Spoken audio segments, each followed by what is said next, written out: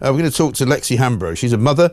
She's been forced to take her son out of a private school, and he's been forced to go to a state school. But listen to this sob story of Lexi Hambro explaining how her child will now have to travel 45 minutes to his new school. And by the way, Hambro's son hasn't been forced to leave his private school. The school has shut down. But wait for the big revelation on this story later. But for now, let's listen to these two knobs talk. But of course, like many people that we've talked about in the past, the schools in question around where she lives have not got any space or have not got the ability to take her son on. And as a result of that, her son has to go, I think, 45 minutes of a journey each way to go to school.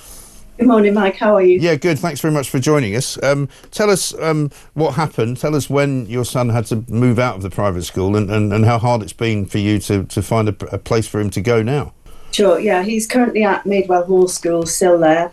The school is closing because of the VAT, and also Uppingham School have decided to close it. Yeah. So we are now 160 parents in a situation where we need to find our children's school places. Right. So a little background on Lexi Hambro. She owns Hambro Sport Horses and is married to this guy, Jonathan Hambro, whose dad just happened to be this guy, Rupert Hambro, who was worth £150 million when he died.